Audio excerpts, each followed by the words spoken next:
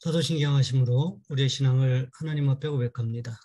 나는 전능하신 아버지 하나님, 천지의 창조주를 믿습니다. 나는 그의 유일하신 아들 우리 주 예수 그리스도를 믿습니다. 그는 성령으로 잉태되어 동정녀 마리아에게서 나시고 본디오 빌라도에게 고난을 받아 십자가에 못 박혀 죽으시고 장사된 지 사흘 만에 죽은 자 가운데서 다시 살아나셨으며 하늘에 오르시어 전능하신 아버지 하나님 우편에 앉아 계시다가 거기로부터 살아있는 자와 죽은 자를 심판하러 오십니다. 나는 성령을 믿으며 거룩한 공교회와 성도의 교제와 죄를 용서받는 것과 몸의 부활과 영생을 믿습니다. 아멘. 찬송가 543장입니다.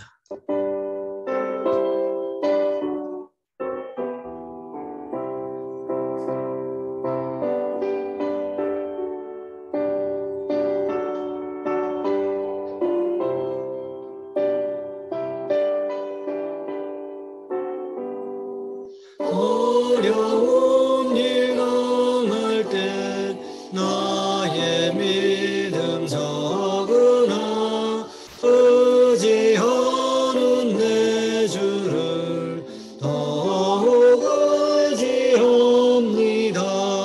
세월 지나갈수록 의지할 것뿐일세. 무슨 일을 당해도 예수 의지합니다. 성령께서 내 마음 밝게 비춰주시니 인도하심 따라서 주만 의지합니다. 세월 지나갈수록 의지할 것뿐일세. 무슨 일을 당해도 예수 의지합니다.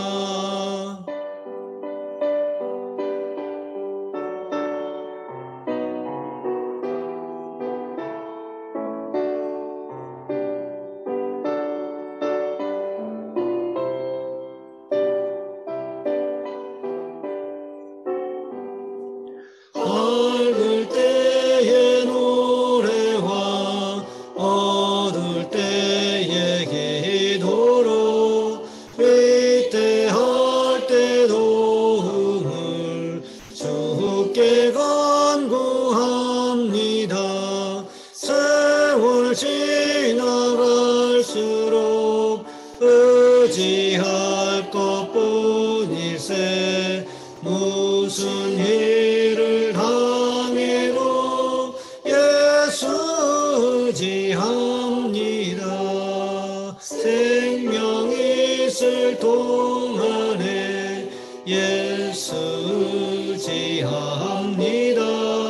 천국 올라가도록 의지할 것뿐일세.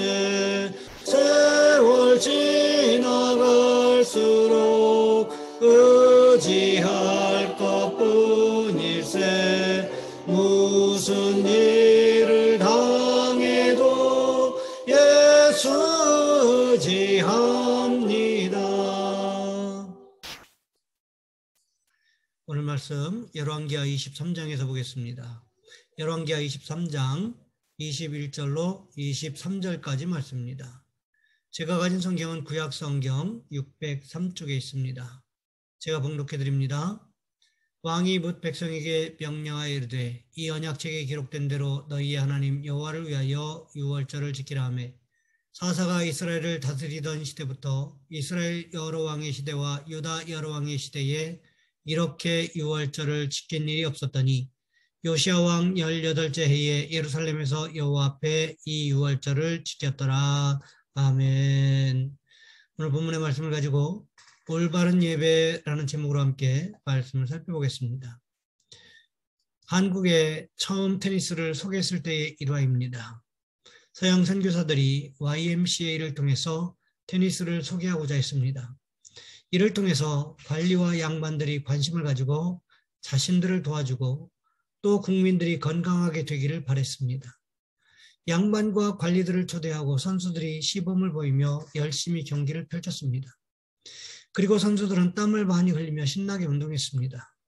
이를 보며 선교사들은 양반들이 감동받겠지라고 기대했습니다.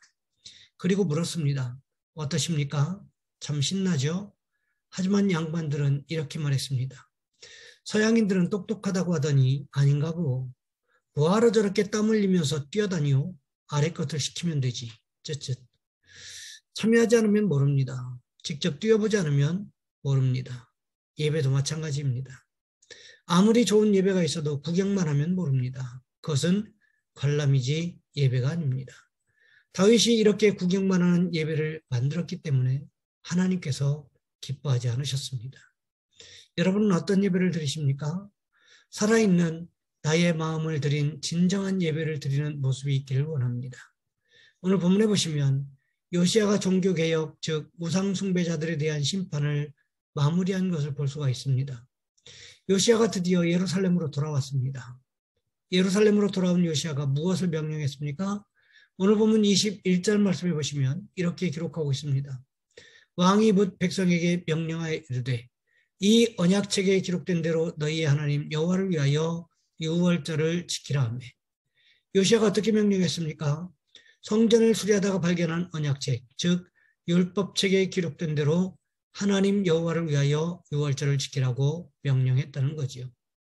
열왕기 하에서는 이 부분을 세 줄로 다루고 있지만 역대하 35장에서는 1절부터 19절까지의 말씀으로 기록하고 있습니다.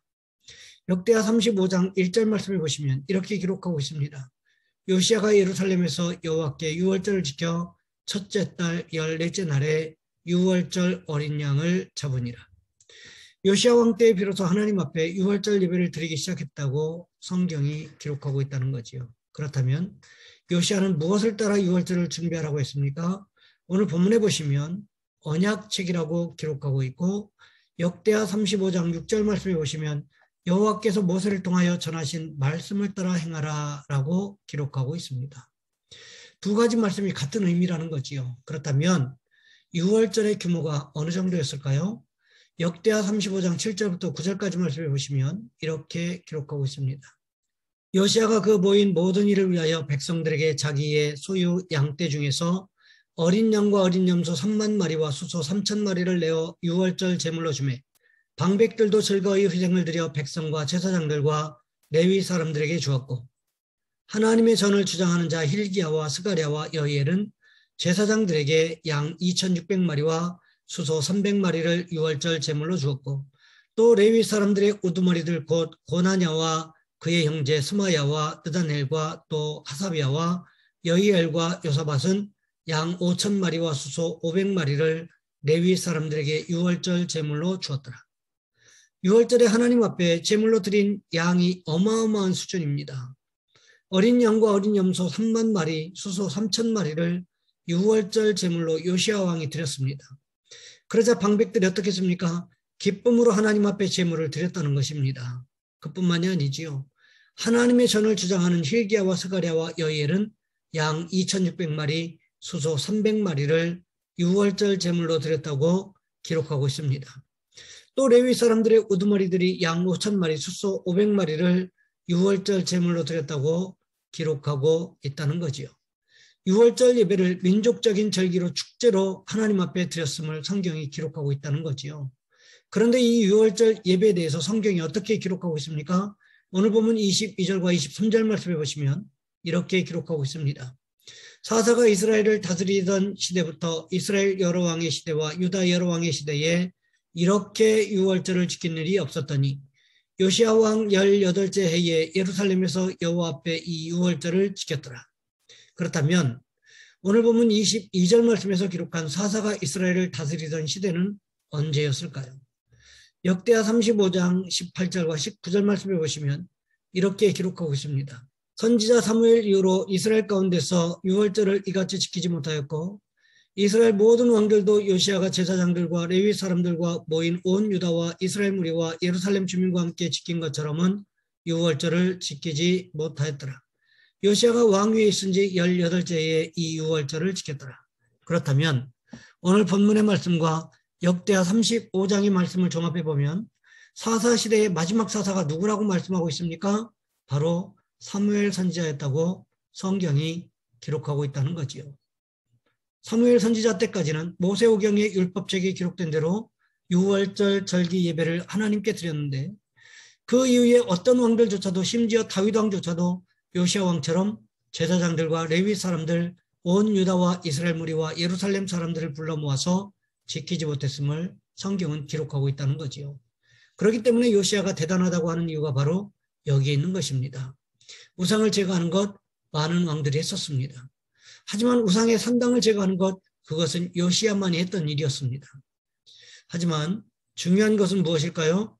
하나님 보시기에 올바른 예배를 회복하지 않으면 결국에는 무슨 일이 벌어지게 되는 것일까요?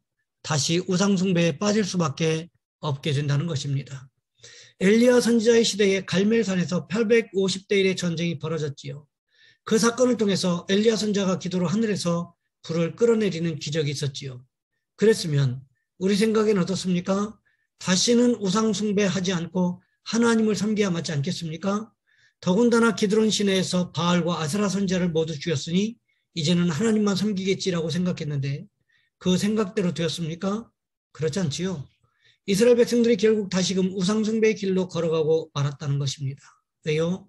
아직도 아합이 두 눈 시퍼렇게 뜨고 살아가고 있고 거기에다가 이세벨 왕비가 여태껏 기세등등하게 살아가고 있으니 어느 누가 반기를 들 수가 있었겠습니까? 심지어 엘리야 선지자까지도 광야의 로뎀나무 아래서 하나님 앞에 어떤 말을 했습니까? 열왕기상 19장 4절 말씀을 보시면 이렇게 기록하고 있습니다. 자기 자신은 광야로 들어가 하룻길쯤 가서 한 로뎀나무 아래에 앉아서 자기가 죽기를 원하여 이르되 여호와여 넉넉하오니 지금 내 생명을 거두시옵소서. 나는 내 조상들보다 낫지 못하니이다 하고 올바른 예배를 회복하지 못하니까 결국 엘리야 선지자까지도 낙심하게 되더라는 거지요. 그러니 올바른 예배의 회복이 얼마나 중요합니까? 그렇기 때문에 오늘 본문의 요시아 왕이 그렇게 중요한 역할을 감당했음을 우리는 알 수 있다는 거지요. 오늘 이 시대를 살아가는 우리는 어떻습니까? 사도 바울은 로마서 12장 1절 말씀에서 이렇게 기록하고 있습니다. 그러므로 형제들아 내가 하나님의 모든 자비하심으로 너희를 권하노니 너희 몸을 하나님이 기뻐하시는 거룩한 산 제물로 드리라. 이는 너희가 드릴 영적 예배니라. 바라기는 우리도 요시아 왕과 같이 하나님 보시기에 합당한 예배를 드리기 위해서 최선을 다하시는 모습이 있으시기를 주님의 이름으로 부탁을 드립니다. 이 시간 우리 한 목소리 함께 기도하겠습니다. 하나님 우리도 요시아 왕과 같이 하나님 보시기에 합당한 예배를 드리기 위해서 최선을 다할 수 있도록 도와주옵소서. 또한 오늘 주일 예배를 위하여 이 시간 우리 주여 한번 간절히 부르신 후에 한 목소리 함께 기도합니다. 주여 사랑의 하나님 우리를 도와주시기를 원합니다.